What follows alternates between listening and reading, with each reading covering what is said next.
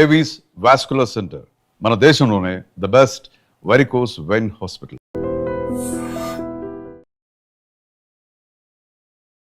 Welcome to I dream.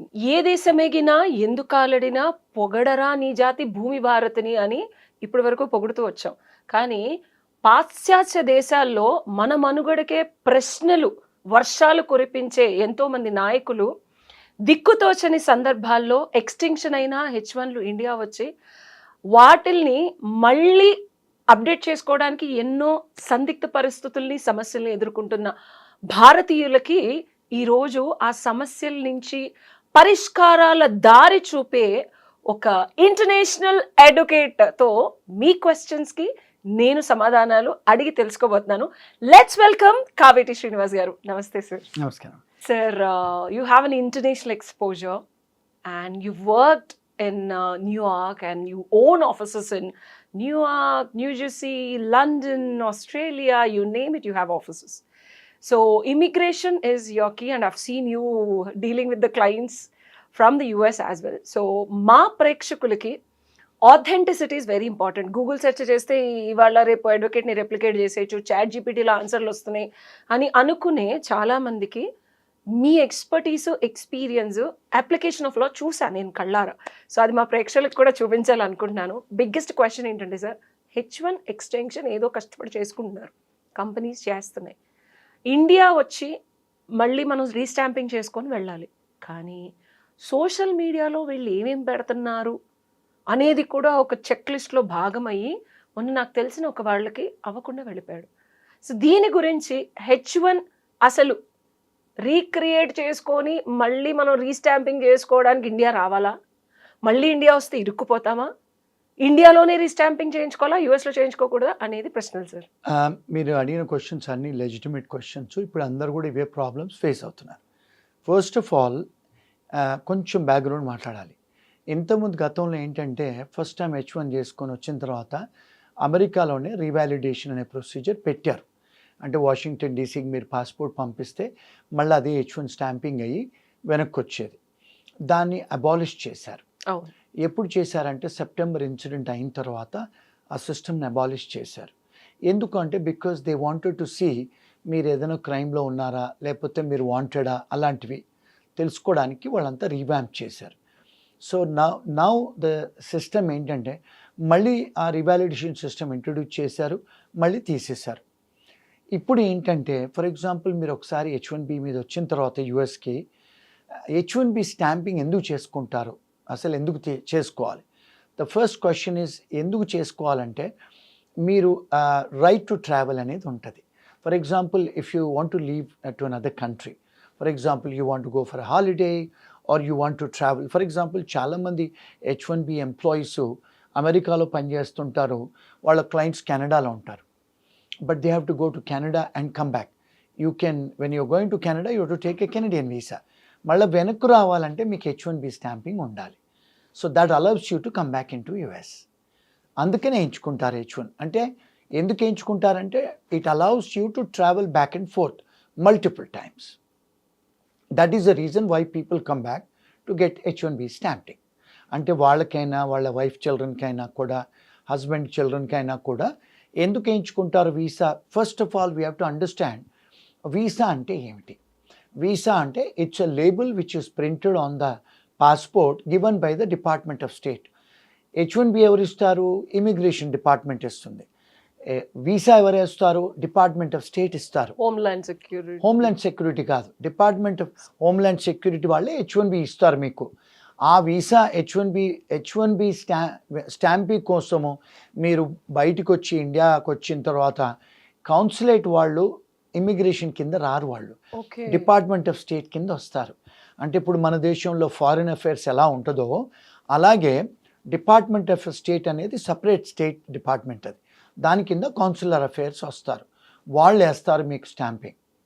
అంటే ఇక్కడ ఏమవుతుంది, the sovereign which is H1B homeland security వాళ్ళు మీకు వీసా అప్రూవ్ చేస్తే డిపార్ట్మెంట్ ఆఫ్ స్టేట్ వాడు మీకు స్టాంపింగ్ అయ్యట్లేదు. ఆ దుస్థితి ఎందుకు? బికాస్ ఎక్కడైతే ఇప్పుడు యుఎస్లో మన ప్రెసిడెంట్ గారు అక్కడ ఆయనతో ఉన్న డిపార్ట్మెంట్ ఆఫ్ స్టేట్ చీఫ్ వీళ్ళంతా ఎవరైతే డిసిషన్స్ తీసుకుంటున్నారో వాళ్ళు ఏమన్నారు, మీరు మళ్ళీ వెనక్కి రావాలంటే మీ సోషల్ మీడియా ప్లాట్ఫామ్స్ అన్ని చూసి మీరేమన్నా దేశానికి విరుద్ధంగా మాట్లాడుతున్నారా, మీ సోషల్ మీడియాలో ఏమైనా రాడికల్ వ్యూస్ ఉన్నాయా, ఏదైనా కమ్యూనిస్ట్ భావాలు ఉన్నాయా, అంటే దేశానికి అంటే అగెయిన్స్ట్ ద కంట్రీ, అగెయిన్స్ట్ ఇప్పుడు అమెరికన్కు అగెయిన్స్ట్గా చాలా కంట్రీస్ ఉన్నాయి, ఆ కంట్రీస్ ఫేవర్గా ఏమైనా మాట్లాడుతున్నారా. ఇవన్నీ ఎప్పుడు స్టార్ట్ అయ్యాయి, ప్రజెంట్ అడ్మినిస్ట్రేషన్ వచ్చిన తర్వాత, ప్యాలెస్తైన్ ఇజ్రాయెల్కు సంబంధించిన గొడవలు వార్ స్టార్ట్ అయిన తర్వాత చాలా యూనివర్సిటీస్లలో స్టూడెంట్స్, కొంతమంది ముస్లిం స్టూడెంట్స్ ప్యాలెస్తైన్ తరఫున నినాదాలు సపోర్ట్ చేశారు, మాట్లాడారు. కొంతమంది ఇజ్రాయెల్ తరఫున చేశారు, జూయిష్ వాళ్ళ తరఫున. సో ఇప్పుడు ఏమవుతుంది, అమెరికాకు చాలా ముస్లిం కంట్రీస్ కు బ్యాన్ చేశారు ప్రజెంట్ అడ్మినిస్ట్రేషన్. తీసేశారు. కరెక్ట్. చాలా కంట్రీస్లో కూడా ఆఫీసులు క్లోజ్ చేశారు, అంటే కౌన్సిలేట్స్ క్లోజ్ చేశారు, చాలా కంట్రీస్ను బ్యాన్ పెట్టారు. ఇప్పుడు ఏంటంటే తను అంటే ప్రస్తుత ప్రెసిడెంట్ గారు లాస్ట్ టైం కూడా పవర్లోకి వచ్చినప్పుడు చాలా కంట్రీస్లలో కౌన్సిలేట్స్ క్లోజ్ చేశారు. అంటే he didn't wanted Muslims to come in to the country. Unnecessary conflicts, దేశానికి విరుద్ధంగా ఉన్న మనుషులు మళ్ళీ ఎక్కడ ఇబ్బంది కలిగిస్తారో లోకల్గా ఉంటే అనే పర్స్పెక్టివ్లో, అంటే prevention is better than cure లాగా వాళ్ళను రాకుండా చేశారు.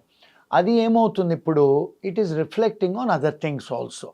ఇప్పుడు ఏంటి, ఎవరైతే అలాంటివి ఏమైనా పెడతారో సోషల్ మీడియాలో చూసి వీసా ఇవ్వాలి అని కొత్త పాలసీ తెచ్చారు ఆయన. సో ఇప్పుడు ఏమవుతుంది, క్వశ్చన్ అడుగుతాను సార్, ఇక్కడ మనకి ఫండమెంటల్ రైట్స్ ఉంటాయి. ఎందుకంటే మన కాన్స్టిట్యూషన్లో నేను చదివినప్పుడు అమెరికా నుంచి బిగ్గెస్ట్ బేస్ తీసుకుందే అమెరికన్ ఫ్రీడమ్ గురించి, వీటి గురించి మనం ఎక్కువ తీసుకున్నాం. సో వీళ్ళు సిటిజన్స్ కాదు, ఓన్లీ H1 వీసాల మీద ఉన్నారు, అండ్ వీళ్ళు జస్ట్ అక్కడ బ్రతుకు తెరువు కోసమో చదువుకోవడం కోసమో పలు విధాల వర్క్ వీసాలు, ఓవన్లు, ఇవి ఇలా చాలా రకాలు తీసుకున్నప్పుడు వాళ్ళ సెల్ఫ్ ఎక్స్ప్రెషన్ని నిబద్ధత, నియంత్రత, పాలనలాగా చేస్తున్నారా? ఎందుకంటే సోషల్ మీడియా ఇప్పుడు ఇండియాలో freedom of speech and self expression ఉంది, నాకు నచ్చిన పోస్ట్ నేను పెడతాను. ఎగ్జాంపుల్, నేను ఇండియన్, సో ఏ లాస్ వర్తిస్తాయి? Because I know it's little tricky and lot of people don't understand this question is haunting me.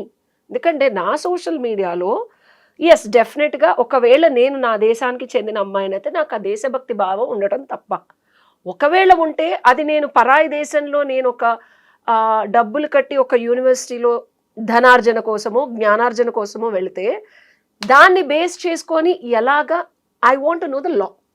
Excellent question, excellent question. So freedom of expression అనేది మన రాజ్యాంగం ఇండియాలో ఇచ్చారు. అమెరికన్ యుఎస్ కాన్స్టిట్యూషన్ కూడా freedom of expression ఉంది. Yes, freedom of expression ఉంది, కాదనట్లేదు. So కానీ there are certain checks and balances. Checks and balances ఏంటి, ఇప్పుడు నాకు ఫ్రీడమ్ ఆఫ్ ఎక్స్ప్రెషన్ ఉంది కదా అని చెప్పి వేరే వాళ్ళ ప్రైవసీ ఇన్ఫ్లుయెన్స్ చేయడానికి లేదు కదా. ఇక్కడ సోషల్ మీడియా ప్లాట్ఫామ్స్లో మై ప్రిసైజ్ క్వశ్చన్ సార్, దేశద్రోహులు దేశంలో ఒక రకమైన ప్రొటెస్టింగ్ తీసుకొచ్చే సోషల్ మీడియా పోస్టుల్ని ఎలా స్క్రూటినీ చేస్తారు?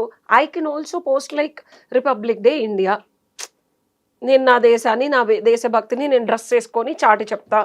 Is that a scrutiny point or how they are looking at this social media activism against US government? Okay, excellent question. చాలామంది civil rights activist ఏమంటున్నారంటే, freedom of expression మాకు ఉంది కదా, మా మా మా వ్యూ పాయింట్స్ మేము పెట్టుకుంటున్నాం కదా, ఆ వ్యూ పాయింట్స్ మేము పెట్టుకున్నప్పుడు ఇప్పుడు మనను ఎవరైతే స్టూడెంట్స్ అమెరికాకు వస్తారో వీళ్ళందరినీ నాన్ ఇమిగ్రెంట్ స్టూడెంట్స్ అంటారు, అండ్ ఎవరైతే H1B వస్తారో వాళ్ళని కూడా నాన్ ఇమిగ్రెంట్ వర్కర్స్ అంటారు. ఈవెన్ పర్మనెంట్ రెసిడెంట్స్ కూడా వాళ్ళని ఏమంటారంటే వాళ్ళకు పర్మనెంట్ రెసిడెంట్స్ అంటారు, వాళ్ళను ఏలియన్స్ అంటారు. రెసిడెంట్ ఏలియన్, గ్రీన్ కార్డ్ మీద రెసిడెంట్ ఏలియన్ అని రాసి ఉంటది. రెసిడెంట్ ఏలియన్ అంటే ఏంది? ఏలియన్ అంటే పరదేశీ, అంటే you have a right to live in that country but you are a resident alien, you are a foreigner. మరి మీకు కొంతవరకే అర్హతలు ఉంటాయి, because you are not a US citizen. అక్కడ న్యాచురలైజ్ సిటిజనో లేకపోతే బర్త్ రైట్ సిటిజనో కాదు మీరు. సో మీకు అక్కడ మీ ఇండియన్ పాస్పోర్ట్ ఉంటుంది, ఫారెన్ పాస్పోర్ట్ ఉంటుంది, కానీ we have given your permission to live, to have a domicile in our country for ever. Resident alien forever, you can stay. But do you have a right to get into politics or vote? The answer is no. Can you work for the American government? The answer is no. Can you become a teacher in America? The answer is no. There are many restrictions because you're only a resident alien. You're not an American. So వాళ్ళు ఏం చేస్తున్నారు, కట్టుదిట్టాలు పెట్టారు. ఇప్పుడు మీరు visitor ఇది వీసాలో next video చేద్దాం sir, ఎందుకంటే చాలా మందికి తెలియని విషయం ఇది. సిటిజన్షిప్ అయిపోతే చాలా ఒక పెద్ద ఊహలో ఉంటారు. సిటిజన్షిప్ తర్వాత పిఆర్, రెండిటికి డిఫరెన్స్, హక్కులు, అమెరికా వెళ్తే వరల్డ్ ఆఫ్ డ్రీమ్స్ ఏదైనా సాధించవచ్చు. But these are the reality which lot of people don't know. Will do this in the next video. Absolutely. Second ఏంటంటే, ఇప్పుడు అక్కడికి వచ్చిన తర్వాత మీరు ఒక నాన్ ఇమిగ్రెంట్ వర్కర్గా వస్తున్నారు, చదువుకోవడానికి వస్తున్నారు, ఉద్యోగం చేయడానికి వస్తున్నారు. మీకు మేము పర్మనెంట్ రెసిడెన్సీ ఇవ్వలేదు అంటే వాళ్ళనే, that's way they are looking at. మరి అమెరికన్స్ మీకు సిటిజన్షిప్ ఇవ్వలేదు, రానేలేదు, మీరు you not part of the country, మీరు వేరే దేశస్తులు కదా. ఇప్పుడు for example Indians are coming as with an Indian passport, but you getting a 3 years or a 5 years of visa to come and do certain things. What is the meaning of visa?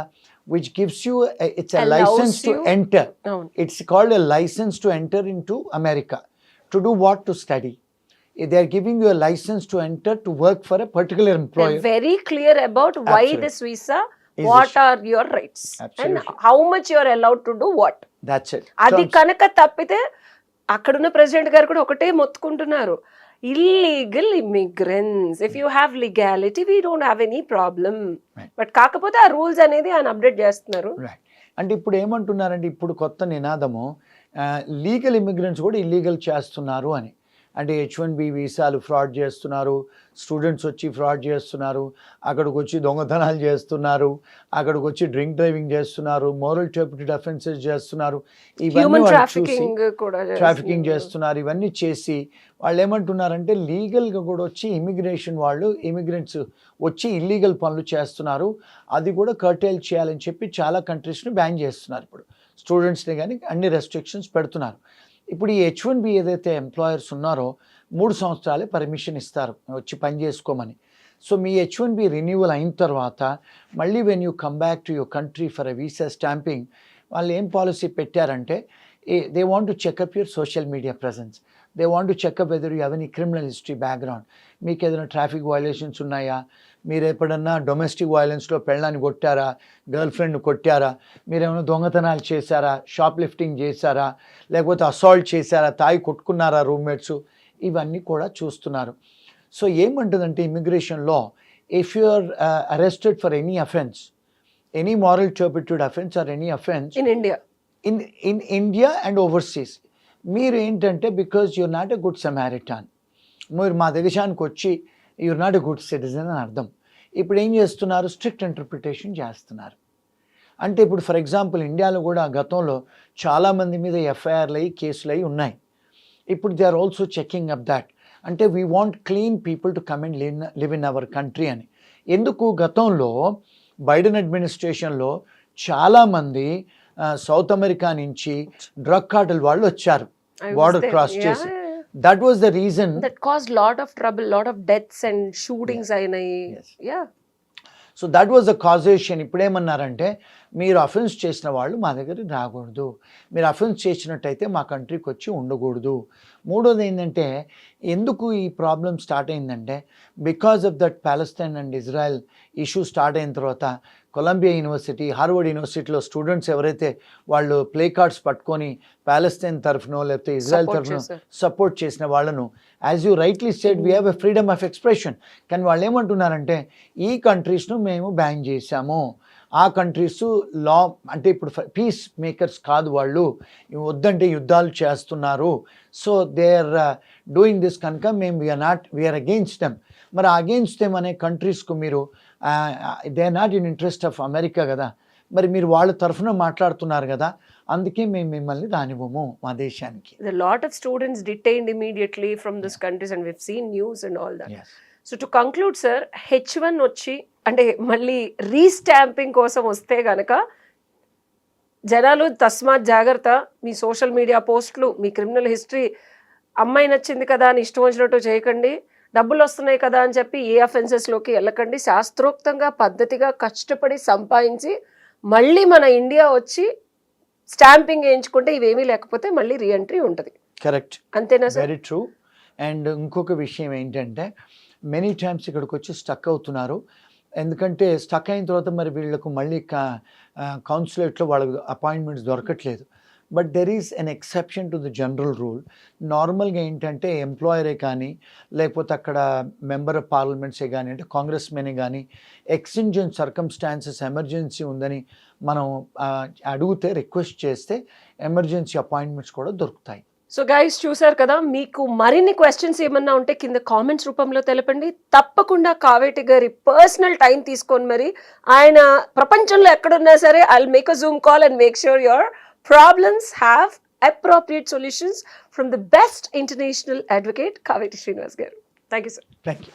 And for more videos, Please subscribe to iDream. Please subscribe to iDream. Please subscribe iDream. And please subscribe to iDream.